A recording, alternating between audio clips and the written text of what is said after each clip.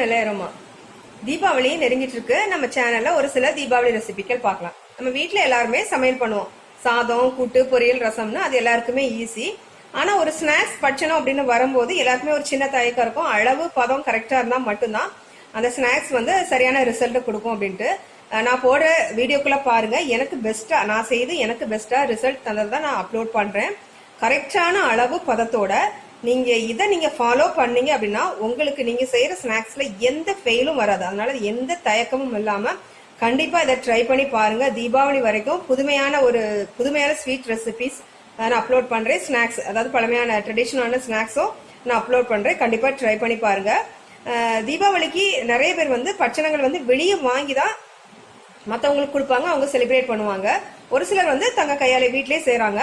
ஆனா எப்பவுமே நம்ம ஸ்நாக்ஸ் வந்து, அதாவது ஸ்வீட்டோ எந்த ஸ்நாக்ஸுமே நம்ம கையால செய்து அந்த பண்டிகையை செலிப்ரேட் பண்ணும்போதுதான் அது ஒரு தனி ஆனந்தம் தான். அதனால நீங்க கண்டிப்பா ட்ரை பண்ணி பாருங்க. இப்ப வாங்க வீடியோக்குள்ள போலாம். இதுவரைக்கும் நெல்லை அரோமாவை சப்ஸ்கிரைப் பண்ணாதவங்க கீழே இருக்கிற ரெட் கலர் பட்டனை பிரஸ் பண்ணி சப்ஸ்கிரைப் பண்ணிக்கோங்க. அப்படியே அது பக்கத்துல இருக்க பெல் ஐக்கானையும் கிளிக் பண்ணிக்கோங்க. நான் எப்ப வீடியோ போட்டாலும் உடனுக்குடனே உங்களுக்கு வந்து சேரும். ரெசிபி வரிசையில நம்ம இன்னைக்கு பார்க்க போறது தட்டை வந்து ஒரு பாரம்பரியமான ரெசிபி. கண்டிப்பா அதுக்கு ஒரு ஸ்பெஷலான இடம் இருக்கும். ஸோ தட்டை வந்து ரெண்டு டைப்ல செய்வாங்க. ஒன்னு வந்து அரிசியை ஊற போட்டு ஆட்டி செய்வாங்க, இன்னொன்னு இன்ஸ்டன்டா அரிசி மாவு வச்சு. நம்ம அரிசி ஊற போட்டு ஆட்டி செய்யறதான் பார்க்க போறோம். நீங்க நிறைய தட்டை செஞ்சீங்க அப்படின்னா, லார்ஜ் அமௌண்ட்ல செஞ்சீங்க அப்படின்னா இது வந்து கொஞ்சம் ஈஸியா இருக்கும். அரிசியை ஊற போட்டு ஆட்டி செய்யறது அந்த முறையை தான் நம்ம இப்ப பார்க்க போறோம். இப்ப வாங்க தட்டை எப்படி செய்யலாம்னு பார்க்கலாம். தட்டை செய்யறதுக்கு நான் எடுத்திருக்க அரிசி வந்து IR20, அதாவது இட்லிக்கெல்லாம் நம்ம யூஸ் பண்ணுவோம்ல அந்த அரிசி, குண்டு குண்டா இருக்கும். IR20 அரிசி ஒரு 1/2 கிலோ எடுத்துக்கோங்க. அப்புறமா பொரிக்கடலை, இந்த ரெண்டு தான் ரொம்ப முக்கியம். இந்த IR20 அரிசி வந்து நான் ஒரு 1/2 கிலோ எடுத்திருக்கேன். 1/2 கிலோ எடுத்து இந்த அரிசியை நல்லா தண்ணியில கழுவிட்டு ஒரு 4 மணி நேரம் ஊற போட்டுக்கோங்க. அது கூட நான் இன்னைக்கு ஒரு 10 மிளகா இதையும் சேர்த்து ஊற போட்டுக்கேன். ஒரு 5-6 பல் பூண்டு. ஸோ IR20 அரிசி 1/2 கிலோ எடுத்து அது கூட ஒரு 10 மிளகா, அப்புறமா ஒரு 5-6 பல் பூண்டு. ஸோ காரம் உங்களுக்கு அதிகமா வேணும்னா இன்னும் கொஞ்சம் மிளகா கூட நீங்க போட்டுக்கலாம். இதை வந்து நல்லா ஒரு 4 மணி நேரம் தண்ணியில ஊற போட்டுக்கோங்க. இந்த அரிசி வந்து நான் உங்களுக்கு காமிக்கிறதுக்காக இப்போ இது வந்து 4 மணி நேரம் ஊற போட்டிருக்கேன். அப்புறமா பொரிக்கடலை, அதாவது 500 கிராம் அரிசி அப்படின்னா 1/2 கிலோ அரிசினா அதுக்கு பாதிக்கு பாதி பொரிக்கடலை எடுக்கணும். 250 கிராம் பொரிக்கடலை எடுக்கணும். 1/2 கிலோக்கு 250 கிராம் பொரிக்கடலை வந்து மாவா எடுக்கணும். முதல்ல இந்த பொரிக்கடலை இருக்கட்டும். இப்ப இந்த அரிசி, அந்த ஊற போட்ட அரிசி, மிளகா, பூண்டு இந்த மூணையும் சேர்த்து கிரைண்டர்ல சேர்த்து நல்லா அரைச்சு எடுத்துட்டு வந்துடலாம். குருணை எதுவும் இருக்கக்கூடாது, நல்ல மையா அரைச்சு எடுத்துட்டு வந்துடணும். மிக்சில கூட அரைக்கலாம், ஆனா மிக்சியை விட நீங்க கிரைண்டர்ல அரைக்கும் போதுதான் தட்டை வந்து நல்லா மெதுவா வரும். அதனால கிரைண்டரே நீங்க யூஸ் பண்ணிக்கோங்க. இப்போ இதை கிரைண்டர்ல போட்டு நல்ல மையா அரைச்சு எடுத்துட்டு வந்துடலாம். முதல்ல இந்த வத்தல் அப்புறமா பூண்டு இத கொஞ்சமா அரிசி சேர்த்து ஃபர்ஸ்ட் அரைச்சிக்கோங்க. அதுக்கப்புறமா மீதி அரிசியை போட்டுக்கலாம். ஏன்னா வத்தல் கூட நீங்க முழு அந்த அரிசி கூட முழு வத்தலை வந்து நீங்க சேர்த்து போடும்போது அரைப்படாது, அதுக்காக நல்லா அரைப்படாது. அதனால ஃபர்ஸ்ட் கொஞ்சமா அரிசி போட்டு இந்த வத்தலை அரைச்சிட்டு அப்புறம் மீதி அரிசியை போடலாம். இப்ப பாருங்க, கிரைண்டர்ல நான் அந்த மிளகா அப்புறமா வெள்ளைப்பூடு போட்டு கொஞ்சமா அரிசி போட்டு முதல்ல அரைச்சிக்கிறேன். அந்த வத்தல் வந்து நல்லா அரைப்படுறதுக்காக. இப்ப நம்ம அரைக்கும் போது என்னன்னா நிறைய தண்ணி விட்டு அரைக்காதீங்க, கொஞ்சம் கெட்டி பருவத்துக்கு அரைச்சு எடுத்துக்கோங்க. இப்போ இந்த மாவு எல்லாம், அதாவது இந்த அரிசி எல்லாம் அரைச்சு எடுத்ததுக்கு அப்புறமா நம்ம இந்த இட்லி அரிசி அந்த மிளகாய் எல்லாம் சேர்த்து நல்லா நைஸா அரைச்சு எடுத்தாச்சு. இது பொரிக்கடலை மாவு. இது வந்து 500 கிராம் எடுத்தோம். 250 கிராம் பொரிக்கடலை. இதை வந்து நல்லா மிக்சியில பவுடரா அரைச்சி நல்லா சலிச்சு எடுத்துக்கோங்க. பவுடரா மெஷர் பண்ணும்போது 250 கிராம் இருக்கணும். இப்போ என்ன பண்ணலாம் அப்படின்னா, இந்த பொரிக்கடலை மாவை இந்த மாவு கூட சேர்த்து நல்லா பிசையலாம். அதுக்கு முன்னாடி கொஞ்சமா உப்பு போட்டுடலாம். உப்பு போட்டு பிசையும் போதுதான் எல்லாமே சேர்த்து, அதாவது உப்பு எல்லாம் அந்த மாவு கூட சேரும். ஒரு 2 டீஸ்பூன் உப்பு போட்டுக்கோங்க. அப்புறமா நீங்க பார்த்து உங்களுக்கு தேவைக்கு தக்க உப்பு போட்டுக்கலாம். ஸோ இப்போ இந்த பொரிக்கடலை மாவு இதை கொஞ்சமா இது கூட சேர்த்து பிசையலாம்.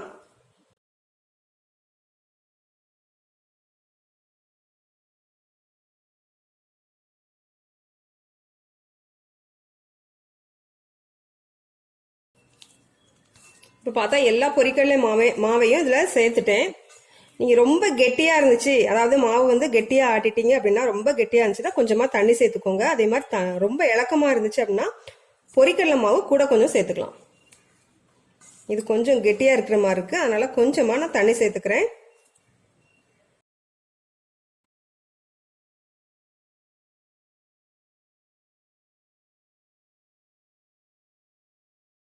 இப்போ பாருங்க, இப்போ இந்த மாவு வந்து கரெக்டான பக்குவத்தில் இருக்குது. இப்போ இதில் இன்னும் சேர்க்க வேண்டிய பொருட்கள் எல்லாம் சேர்த்துட்டு மொத்தமாக பிசையலாம். இது வந்து ஒரு 2.5 டேபிள் ஸ்பூன் அளவு கடலைப்பருப்பு. 2.5 டேபிள் ஸ்பூன் கடலைப்பருப்பு. இந்த கடலைப்பருப்பை ஒரு 1 மணி நேரத்துக்கு முன்னாடி தண்ணியில ஊற போட்டுக்கோங்க. தண்ணியை நல்லா பிழிஞ்சிட்டு இது கூட சேர்த்துடலாம்.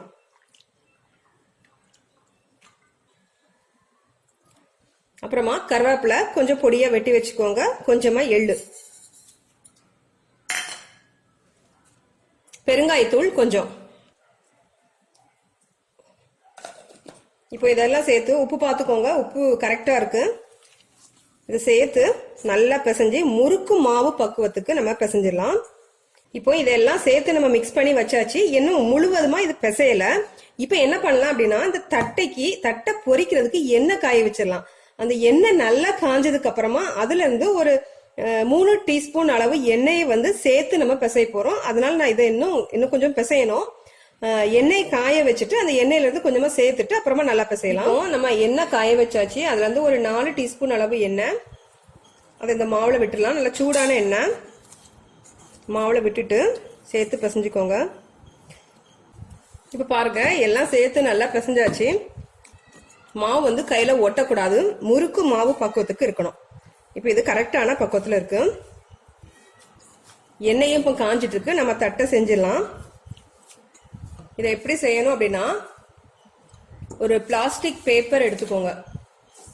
பிளாஸ்டிக் பேப்பர் இல்லை அப்படின்னா எண்ணெய் வாங்கின கவர், பருப்பு வாங்கின கவர் அப்படி கூட நீங்க எடுத்துக்கலாம். இது பாருங்க, இது பிளாஸ்டிக் பேப்பர். இதுல வந்து கொஞ்சம் எண்ணெய் தடவிக்கலாம். அதாவது இதை வந்து நம்ம 2ஆ ஃபோல்ட் பண்ண போறோம். அதனால எல்லா பக்கமே கொஞ்சம் எண்ணெய் போட்டுக்கோங்க. எண்ணெய் போட்டு நல்லா தடவி விட்டுக்கோங்க. ஃபுல்லா அந்த ஷீட்டு ஃபுல்லாவுமே நல்லா தடவி விட்டுக்கோங்க. அந்த மாவுல இருந்து கொஞ்சமா எடுத்துக்கோங்க. கொஞ்சம் அளவுல எடுத்தா போதும்.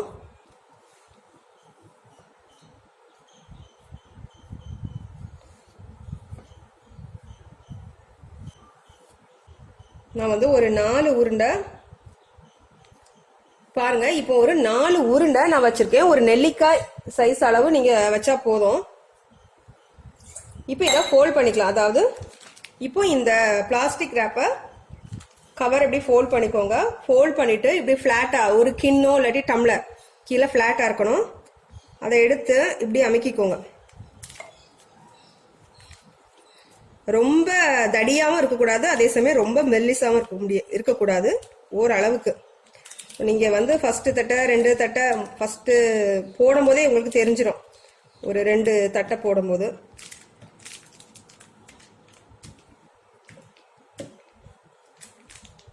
இப்படி அமுக்கி விட்டுக்கோங்க. எண்ணெய் விட்டதுனால அது ஒட்டாது. இப்போ இதை எடுத்து அப்படியே நம்ம அந்த காயிற எண்ணெயில போட்டுடலாம்.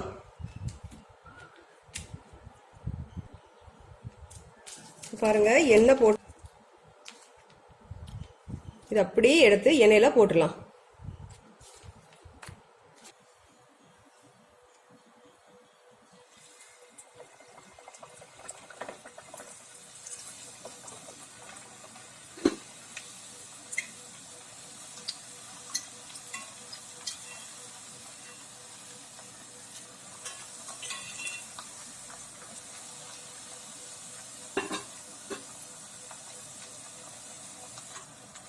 பாருங்க, தீ வந்து ரொம்ப பெரிய தீல வைக்காதுங்க, ரொம்ப லோ ஃப்ளேம்லயும் வைக்காதுங்க, மிதமான தீல வச்சுக்கோங்க.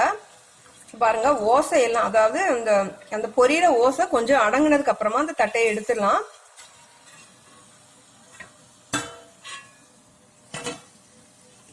இதே மாதிரி எல்லா தட்டையும் நம்ம பொரிச்சு எடுத்துடலாம்.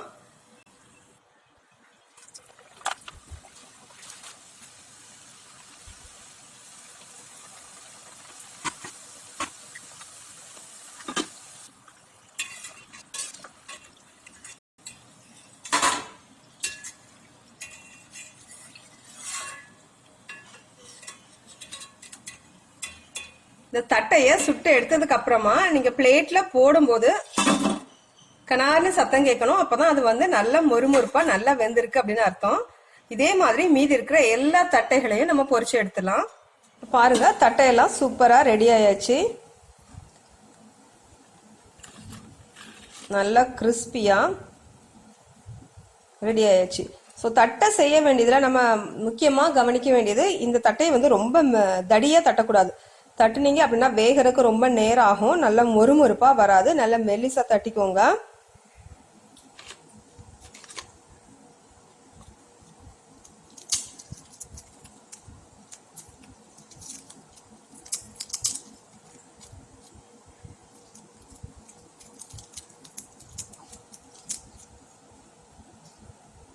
பார்த்தீங்கன்னா தெரியும், நல்லா கிறிஸ்பியா மொறுமொறுப்பா இருக்கு.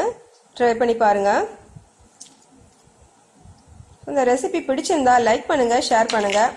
மறக்காம நெல்லை அரோமாக்கு சப்ஸ்கிரைப் பண்ணுங்க. தேங்க்யூ.